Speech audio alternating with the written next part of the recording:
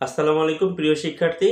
আজ আমি নবম দশম শ্রেণী জীববিজ্ঞানের দ্বিতীয় অধ্যায় জীবকোষ ও ঘট সম্পর্কে তোমাদের গুরুত্বপূর্ণ কিছু প্রশ্নের উত্তর আমি তোমাদেরকে দেব, গুরুত্বপূর্ণ কিছু প্রশ্নের সমাধান আমি তোমাদেরকে দেব।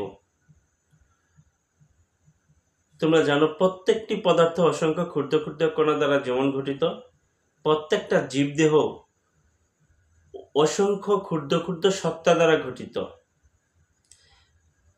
অর্থাৎ একটা জীবদেহ গঠিত হয় যে ক্ষুদ্রতম সত্তা, সেটি জীবকোষ। তোমরা জানো জীবদেহের গঠন ও কাজের একক হলো কোষ। তাহলে চলো আজকে আমরা জীবদেহের গঠন ও কাজের একক কোষ, এই কোষ সম্পর্কে কিছু ধারণা লাভ করি। যদি প্রশ্ন করা হয় কোষ কাকে বলে, তোমরা ছোট্ট করে উত্তর দিতে পারো জীবদেহের গঠন ও কাজের একক হলো কোষ। 1969 সালে লুই ও শিকোভিচ কোষের একটি সংজ্ঞা প্রদান করেন। অর্থাৎ কোষ কাকে বলে এই সংজ্ঞা যদি তোমরা লিখতে চাও, তাহলে লুই ও শিকোভিচ যেভাবে সংজ্ঞায়িত করেছেন,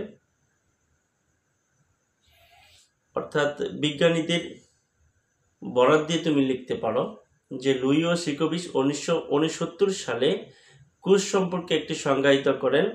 তা হচ্ছে যে বৈষম্যবেদ্য পর্দা দ্বারা, যে সত্তা বৈষম্যবেদ্য পর্দা দ্বারা গঠিত, অন্য কোনো মাধ্যমের সাহায্য ছাড়াই নিজের প্রতিরূপ তৈরি করতে পারে, তাকে কোষ বলে। আমরা যদি ছোট্ট করে লিখি তাহলে হচ্ছে জীবদেহের গঠন ও কাজের একককে কোষ বলে। যদি আরেকটু ভালোভাবে লিখতে চাই তাহলে আমি দুটো বিজ্ঞানীর বরাত দিয়ে লিখতে পারি যে শিকোভিচ ও লুই 1969 সালে কোষের একটি সংজ্ঞায়িত করেন। তা হচ্ছে যে সত্তা বৈষম্যবেদ্য পর্দা দ্বারা গঠিত, অন্য কোনো মাধ্যমের সাহায্য ছাড়াই নিজের অনুরূপ প্রতিরূপ তৈরি করতে পারেন, তাকে কোষ বলে। নিউক্লিয়াসের গঠনের উপর ভিত্তি করে কোষকে দুটি ভাগে ভাগ করা হয়। কয়টি ভাগে ভাগ করা হয়? দুটি ভাগে ভাগ করা হয়। একটা হলো আদিকোষ, আরেকটা হলো প্রকৃত কোষ। এখন আদিকোষ কাকে বলে, প্রকৃত কোষ কাকে বলে, এটা যদি আমরা সংজ্ঞায়িত করতে চাই তাহলে আদিকোষের বৈশিষ্ট্য এবং প্রকৃত কোষের বৈশিষ্ট্য যদি আমরা পারি, তাহলে বৈশিষ্ট্য অনুযায়ী আমরা তা সংজ্ঞায়িত করতে পারি। তাহলে আদিকোষের বৈশিষ্ট্য এবং প্রকৃত কোষের বৈশিষ্ট্য যদি আমরা জানতে চাই, তাহলে আদিকোষ ও প্রকৃত কোষের পার্থক্য থেকেই আমরা এর বৈশিষ্ট্যটা জানতে পারবো। তাহলে আদিকোষ ও প্রকৃত কোষের পার্থক্যও জানবো, আদিকোষ প্রকৃত কোষের বৈশিষ্ট্যও জানবো।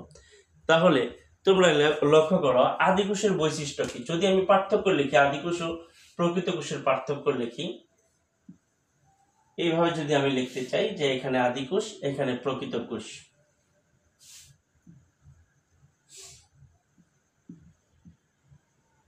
আদিকোষ আর এখানে হচ্ছে প্রকৃত কোষ। প্রকৃত কোষ এক নম্বর পার্থক্য যদি আমি লিখি, আদিকোষের নিউক্লিয়াস সুগঠিত না। আদিকোষের নিউক্লিয়াস সুগঠিত না। তাহলে আমরা কথা বলতে পারি আদিকোষের নিউক্লিয়াস সুগঠিত না। তাহলে এখানে প্রকৃত কোষের বেলায় আমরা কি লিখতে পারি? নিউক্লিয়াস সুগঠিত। আদিকোষের নিউক্লিয়াস সুগঠিত না, প্রকৃত কোষের নিউক্লিয়াস সুগঠিত। অর্থাৎ নিউক্লিয়াস সুগঠিত নয়, গঠিত। নিউক্লিয়াস সুগঠিত নয়, এখানে লিখতে পারি সুগঠিত।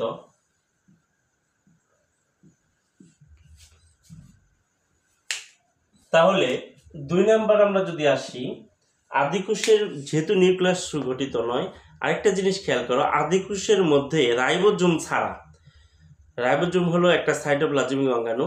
তোমরা জানো কোষের মধ্যে অসংখ্য সাইটোপ্লাজমিক অঙ্গাণু থাকে, যেমন এন্ডোপ্লাজমিক জালিকা, মসৃণ এন্ডোপ্লাজমিক জালিকা, অমসৃণ এন্ডোপ্লাজমিক জালিকা, মাইটোকন্ড্রিয়া, প্লাস্টিড, গোলজি বস্তু, রাইবোজোম, লাইসোজোম, এরকম অসংখ্য সাইটোপ্লাজমিক অঙ্গাণু কোষের মধ্যে থাকে।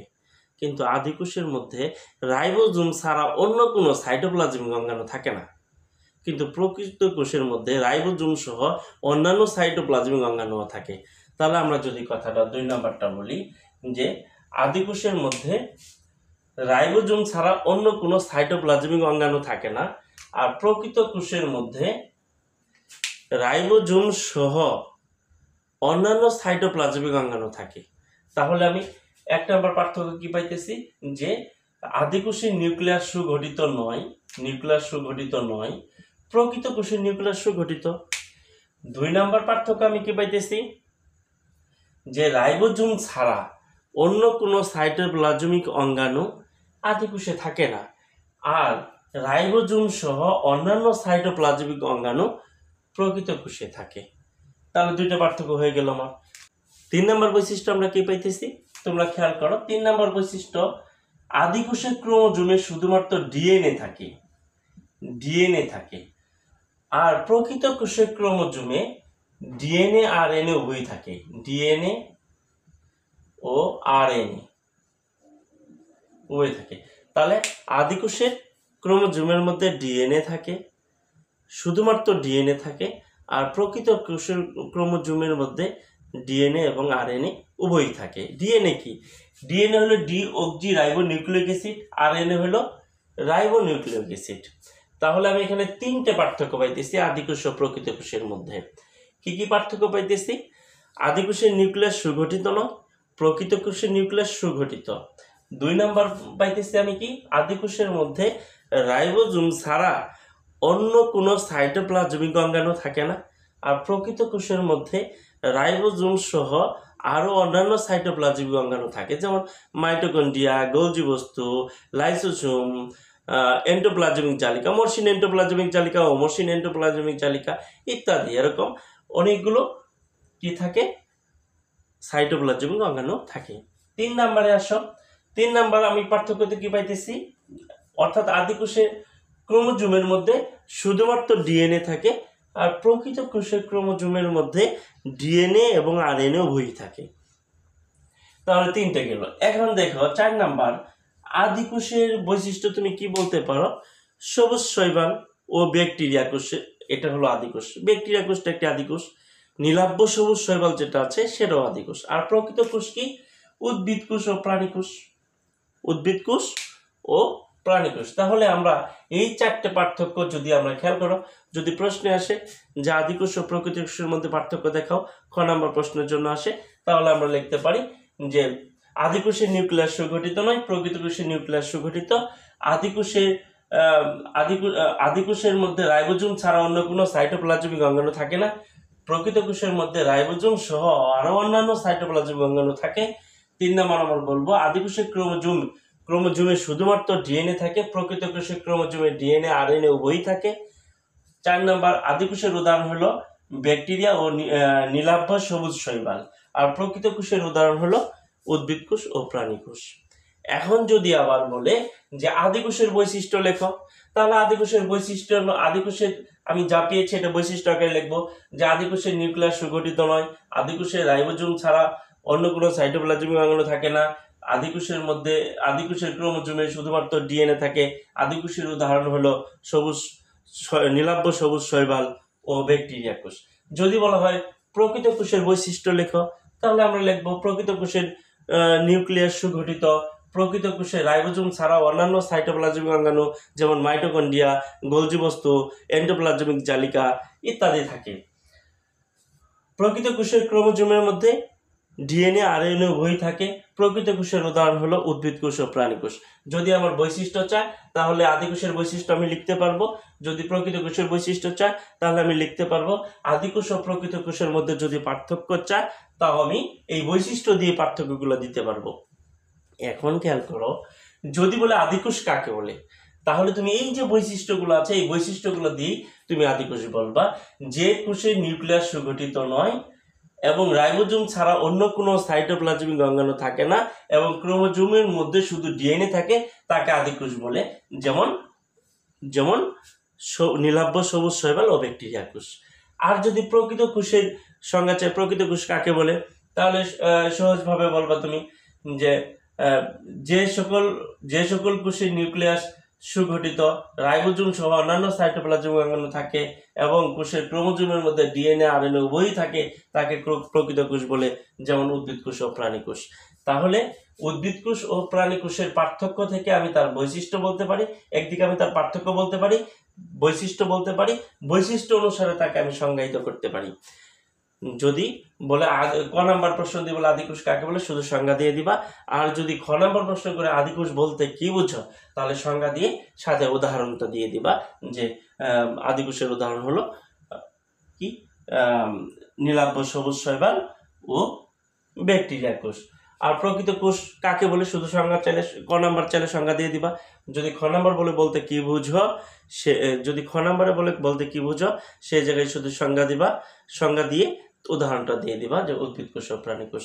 তাহলে আশা করি আদিকোষ ও প্রকৃত কোষ সম্পর্কে তোমরা ধারণা পেয়েছো। আদিকোষ ও প্রকৃত কোষের যে কোনো প্রশ্ন যদি করে, পার্থক্য যদি বলে, বৈশিষ্ট্য যদি বলে, সংজ্ঞা যদি বলে, বা বলতে কি বুঝো এমন কথা যদি বলে, তাহলে তোমরা তার উত্তর দিতে পারবা। এখন আসো, এই যে উদ্ভিদ কোষ ও প্রাণী কোষ, আমরা তাহলে উদ্ভিদ কোষ ও প্রাণী কোষের মধ্যে কি কি সাইটোপ্লাজমিক অঙ্গাণু আছে, কোষটি কেমন, তা আমরা চিহ্নিত চিত্র আঁকি।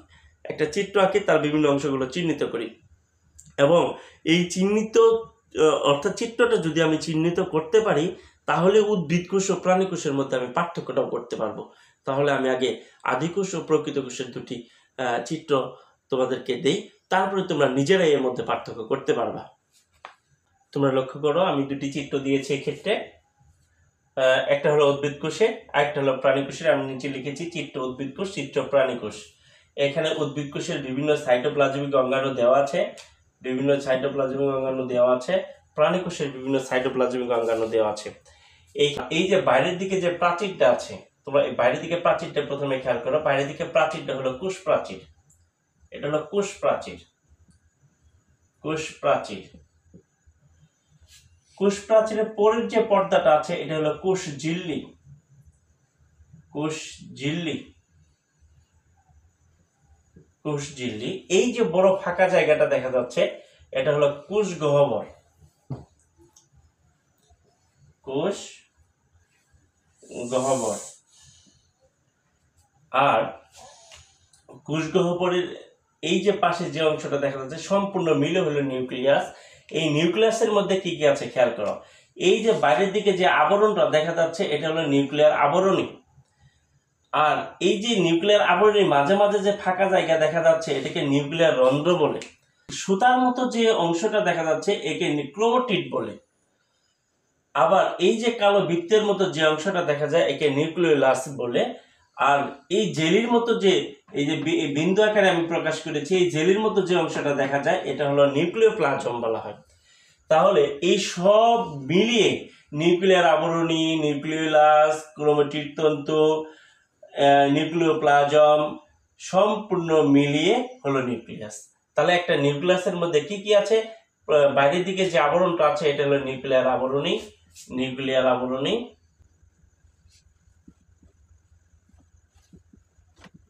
নিউক্লিয়ার আবরণী। এই যে মাঝখানে যে ফাঁকা জায়গাটা আছে, তা হলো নিউক্লিয়ার রন্ধ্র। আবার এই সুতার মতো যে অংশটা দেখা যায়, তাকে ক্রোমাটিড বলে। Chromatid, chromatid.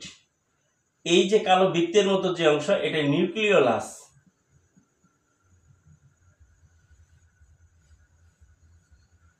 নিউক্লিওলাস। আর এই যে থকথকে যে মতো আমি বিন্দু আকারে যেটা প্রকাশ করেছি, এটা হলো নিউক্লিওপ্লাজম। নিউক্লিওপ্লাজম। এই ঠিক নিউক্লিয়াসের নিচে যে অংশটা দেখা যাচ্ছে, এটা হলো গলজি বস্তু।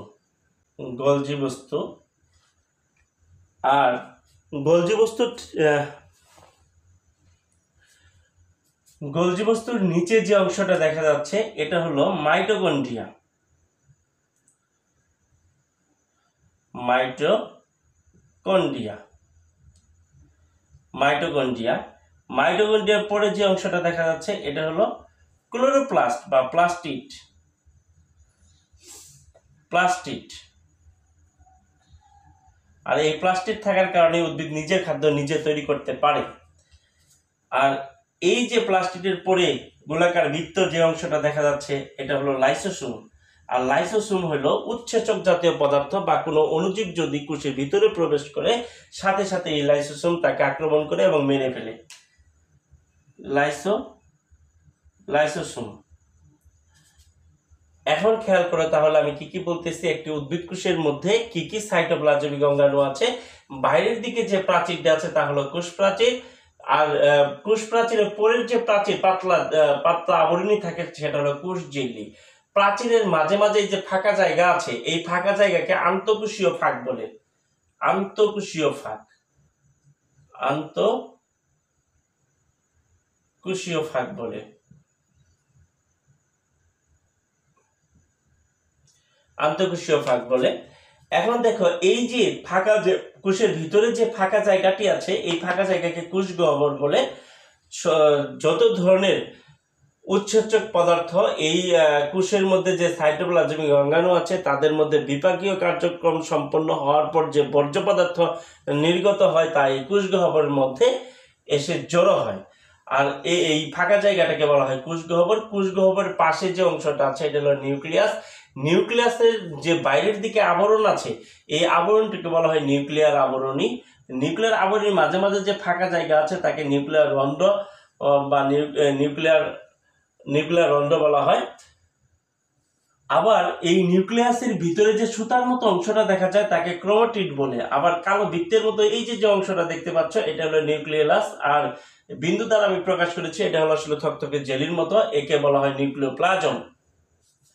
নিউক্লিয়াসের নিচের দিকে অবস্থিত গোলজি বস্তু, গোলজি বস্তুর পাশে অবস্থিত হচ্ছে মাইটোকন্ড্রিয়া। মাইটোকন্ড্রিয়াকে শক্তিঘর বা পাওয়ার হাউস বলা হয়, কারণ শ্বসনের দুটি ধাপই মাইটোকন্ড্রিয়াতে সংগঠিত হয় আর এই দুটি ধাপই প্রচুর পরিমাণে শক্তি উৎপন্ন করে। পূর্ণ দুটি ধাপ মাইটোকন্ড্রিয়াতেই সংগঠিত হয়, যার কারণে প্রচুর পরিমাণে শক্তি উৎপন্ন করে। আমি যখন তোমাদেরকে শ্বসন পড়াবো তখন আমি এই মাইটোকন্ড্রিয়া থেকে কিভাবে অর্থাৎ শ্বসন প্রক্রিয়া কিভাবে শক্তি উৎপন্ন হয় ধাপ দুটি আমি তোমাদেরকে অবশ্যই বর্ণনা করে দেখাবো। এখন দেখো তারপরে আছে ক্লোরোপ্লাস্ট। ক্লোরোপ্লাস্ট হলো অর্থাৎ এখানে এটা প্লাস্টিড হলো এই প্লাস্টিড থাকার কারণে উদ্ভিদ তার নিজের খাদ্য নিজে তৈরি করতে পারে। তারপরে এই যে অংশটা দেখা যাচ্ছে এটা হলো লাইসোসোম। আর এই লাইসোসোম হলো বাইরে থেকে কোনো উৎসেচক বা জীবাণু যদি কোষের ভিতরে প্রবেশ করে কোষকে ক্ষতি করার চেষ্টা করে লাইসোসোম তার প্রতিরোধ গড়ে তোলে এবং সেই বাইরে থেকে আগত জীবাণু বা উৎসেচক পদার্থকে ধ্বংস করে ফেলে। এটা হলো একটা উদ্ভিদ কোষের সাইটোপ্লাজমিক অঙ্গাণু সমূহ। এখন তাহলে প্রাণী কোষের কি কি আছে তুমি খেয়াল করো। উদ্ভিদ কোষের কি আছে, প্রাণী কোষের খেয়াল করো। প্রাণী কোষের এই যে খেয়াল করো এটা কি আছে, এটা হলো নিউক্লিয়ার আবরণী, আমরা বলতে পারি নিউক্লিয়ার আবরণী, এটা বলতে পারি। এটা নিউক্লিয়ার রন্ধ্র আমরা বলতে পারি। আর এটা হলো ক্রোমাটিড, এটা হলো ক্রোমাটিড সুতার মতো অংশ। আর এটা হলো নিউক্লিওলাস আমরা বলতে পারি। আর বিন্দুর যে থকথকে জেলির মতো অংশ এটা হলো নিউক্লিওপ্লাজম। তাহলে আমরা এটা বলতে পারি এটা হলো মাইটোকন্ড্রিয়া আর এটা হলো লাইসোসোম। আমরা এই কথাটা বলতে পারি যে এখানে লাইসোসোম আছে। আর এইখানে যে অংশটা দেখা যাচ্ছে এটা হলো সেন্টিউল। আমরা উদ্ভিদ কোষের যে অংশটা প্রাণী কোষের সাথে মিলে যাচ্ছে আমরা চিহ্নিত চিত্রের মধ্যে তা আমি চিহ্নিত করে নিলাম। এখন আসো সেন্টিউল, এটা হলো সেন্টিউল। এর মধ্যে সেন্ট্রোসোম থাকে, এই যে এই পাইপের মতো নলের মতো যে অংশটা দেখা যাচ্ছে এটা হলো সেন্ট্রোসোম। আর উপরের অংশটা এটা হলো গোলজি বস্তু। গোলজি বস্তু আমাদের আছে, এই যে উদ্ভিদ কোষে আছে তাই আমি গোলজি বস্তুটা এখানে চিহ্নিত করে দিলাম। আর এটা হলো এন্ডোপ্লাজমিক জালিকা, এখানেও এন্ডোপ্লাজমিক জালিকা আছে। এই যে এন্ডোপ্লাজমিক জালিকা এটা এন্ডোপ্লাজমিক জালিকা, এন্ডোপ্লাজমিক জালিকা, প্লাজমিক জালিকা। এইখানে এই এন্ডোপ্লাজমিক জালিকার মধ্যে আবার দুই ধরনের জালিকা আছে। এই যেখানে রাইবোজোম নাই এটা হলো মসৃণ এন্ডোপ্লাজমিক জালিকা, আর যেখানে রাইবোজোম আছে সেটা হলো অমসৃণ এন্ডোপ্লাজমিক জালিকা। তাহলে আমরা এটা আমি অমসৃণ কথাটা লিখতে পারি, অমসৃণ এন্ডোপ্লাজমিক জালিকা। আর এখানে আমি লিখতে পারি মসৃণ এন্ডোপ্লাজমিক জালিকা। তাহলে আমরা কি পাইতেছি তোমরা লক্ষ্য করো, একটা উদ্ভিদ কোষের মধ্যে উদ্ভিদ কোষের বাইরের দিকে যে প্রাচীর আছে তা হলো কোষ প্রাচীর, কোষ প্রাচীরের পরের যে পাতলা ঝিল্লি আছে তাকে কোষ ঝিল্লি, এই পাতলা আবরণীকে কোষ ঝিল্লি বলা হয়। কোষ প্রাচীরের মাঝে যে ফাঁকা জায়গা থাকে তাকে আন্তঃকোষীয় ফাঁক বলে। এখন কোষের ভিতরে যে বড় ফাঁকা জায়গাটা আছে যার মধ্যে সাইটোপ্লাজমিক অঙ্গাণুগুলো বিপাকীয় কার্য সম্পন্ন হওয়ার পর যে বর্জ্য পদার্থ উৎপন্ন হয় তা এর মধ্যে জমা হয়, একে কোষ গহ্বর বলে। কোষ গহ্বরের পাশেই থাকে নিউক্লিয়াস, নিউক্লিয়াসের বাইরের যে আবরণী আছে তাকে নিউক্লিয়ার আবরণী বলে। নিউক্লিয়ার আবরণীর মাঝে মাঝে যে ফাঁকা জায়গা আছে তা হলো নিউক্লিয়ার রন্ধ্র। নিউক্লিয়াসের ভিতরে যে সুতার মতো অংশ দেখা যায় তাকে ক্রোমাটিড বলে। আর এই যে কালো বিন্দুর মতো, কালো বৃত্তের মতো যে অংশ দেখা যাচ্ছে তা হলো নিউক্লিওলাস। আর এখানে থকথকে জেলির মতো যে অংশ থাকে তা হলো নিউক্লিওপ্লাজম। নিউক্লিয়াসের নিচের দিকে আছে গোলজি বস্তু, গোলজি বস্তুর পরে আছে মাইটোকন্ড্রিয়া, মাইটোকন্ড্রিয়ার পরে আছে ক্লোরোপ্লাস্ট। মাইটোকন্ড্রিয়াকে শক্তিঘর বা পাওয়ার হাউস বলা হয়, কারণ এখানে শ্বসনে গুরুত্বপূর্ণ দুটি ধাপ সংঘটিত হয় বলে এখানে প্রচুর পরিমাণ শক্তি উৎপন্ন হয়। আর এটা পরে আছে ক্লোরোপ্লাস্ট, ক্লোরোপ্লাস্ট অর্থাৎ প্লাস্টিড, প্লাস্টিড থাকার কারণে উদ্ভিদ নিজের খাদ্য নিজে তৈরি করতে পারে। আর প্লাস্টিডের পরে আছে হলো লাইসোসোম। এই লাইসোসোম হলো বাইরে থেকে আগত কোনো অণুজীব বা কোনো উৎসেচক পদার্থ যদি প্রবেশ করে কোষের ভিতরে, কোষকে ক্ষতি করার চেষ্টা করে, লাইসোসোম তাকে ভক্ষণ করে ফেলে, ধ্বংস করে। আর উপরের দিকে আছে দেখো এন্ডোপ্লাজমিক জালিকা। এন্ডোপ্লাজমিক জালিকা আবার দুই ধরনের আছে, যেখানে এই যে রাইবোজোম আছে, যদি রাইবোজোম থাকে, এই যে বৃত্তাকার যে বস্তুগুলো দেখা যায় রাইবোজোম, রাইবোজোম থাকে তাকে অমসৃণ এন্ডোপ্লাজমিক জালিকা বলে। আর রাইবোজোম যদি না থাকে তাহলে মসৃণ এন্ডোপ্লাজমিক জালিকা বলে। এখন আসো প্রাণীকোষ। প্রাণীকোষের মধ্যে কি কি আছে খেয়াল করো। প্রাণীকোষের চিহ্নিত চিত্র, এই যে উদ্ভিদ কোষের নিউক্লিয়াসে যা আছে প্রাণীকোষের নিউক্লিয়াসে তাই আছে। উদ্ভিদ কোষে গোলজি বস্তু আছে, প্রাণীকোষে গোলজি বস্তু আছে। লক্ষ্য করো, উদ্ভিদ কোষে এন্ডোপ্লাজমিক জালিকা মসৃণ ও অমসৃণ দুইটাই আছে।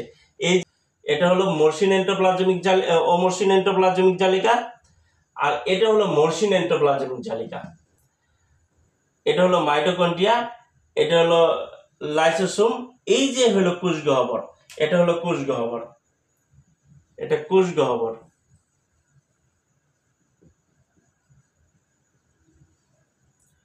আর এটা হলো অমসৃণ এন্ডোপ্লাজমিক জালিকা। তাহলে তোমরা লক্ষ্য করো, যদি এইভাবে চিহ্নিত চিত্র চাই আমরা চিহ্নিত চিত্র দিব, তারপরে বিভিন্ন অংশগুলো বলবো। কিভাবে বলবো? উদ্ভিদ কোষের ক্ষেত্রে খেয়াল করো যে উদ্ভিদ কোষের এই যে বাইরের দিকে প্রাচীর দেখা যাচ্ছে তা হলো কোষ প্রাচীর। উদ্ভিদ কোষের ক্ষেত্রে খেয়াল করো, বাইরের দিকে যে প্রাচীরটা দেখা যায় তা হচ্ছে কোষ প্রাচীর। কোষ প্রাচীরের পরে যে পাতলা পর্দা দেখা যায় আবরণী, সেটা হলো কোষ ঝিল্লি। কোষ প্রাচীরের মাঝে মাঝে ফাঁকা জায়গা আছে, একে বলা হয় আন্তঃকোষীয় ফাঁক।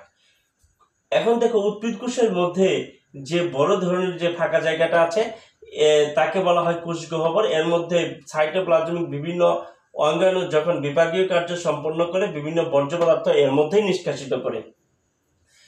এই কোষ গহ্বরের পরে থাকে নিউক্লিয়াস।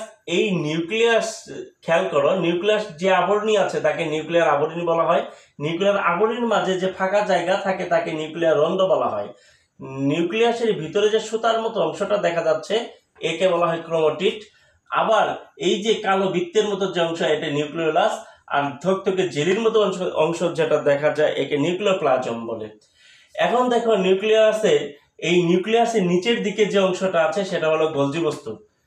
এই গোলজি বস্তুর পরে আছে মাইটোকন্ড্রিয়া। মাইটোকন্ড্রিয়াকে পাওয়ার হাউস বা শক্তি ঘর বলা হয় তোমরা জানো, কারণ শ্বসনে গুরুত্বপূর্ণ দুটি ধাপ এই মাইটোকন্ড্রিয়া সংগঠিত হয় বলে প্রচুর পরিমাণে শক্তি উৎপন্ন করে। এখন মাইটোকন্ড্রিয়ার পরে যে অংশটা দেখতে পাচ্ছ সেটা হলো ক্লোরোপ্লাস্ট অর্থাৎ প্লাস্টিড। এই প্লাস্টিড থাকার কারণে উদ্ভিদ নিজের খাদ্য নিজে তৈরি করতে পারে। এখন দেখো তারপরের যে অংশটা দেখা যাচ্ছে সেটা হলো লাইসোসোম। লাইসোসোম হলো বাইরে থেকে কোনো উৎসেচক পদার্থ বা অণুজীব কোষের ভিতরে যদি প্রবেশ করে কোষকে ক্ষতি করার চেষ্টা করে, সেই ক্ষেত্রে এই লাইসোসোম কি করে তা প্রতিরোধ করে বা বাইরে থেকে যে অণুজীবটা আক্রমণ করে তাকে ধ্বংস করে দেয়। এখন খেয়াল করো উপরের দিকে যে অংশটা দেখতে পাচ্ছ নিউক্লিয়াসের উপরে, সেটা হলো এন্ডোপ্লাজমিক জালিকা। এই এন্ডোপ্লাজমিক জালিকার মধ্যে দুই ধরনের এন্ডোপ্লাজমিক জালিকা আছে, একটা হলো মসৃণ, একটা হলো অমসৃণ। অমসৃণ কোনটা? এই যে ছোট ছোট বৃত্তাকার বস্তু দেখা যায় এটা হলো রাইবোজোম। যে এন্ডোপ্লাজমিক জালিকার মধ্যে রাইবোজোম আছে তাকে অমসৃণ এন্ডোপ্লাজমিক জালিকা, আর যেখানে এই রাইবোজোম নেই তাকে মসৃণ এন্ডোপ্লাজমিক জালিকা বলা হয়। এখন খেয়াল করো প্রাণী কোষের মধ্যে কি আছে।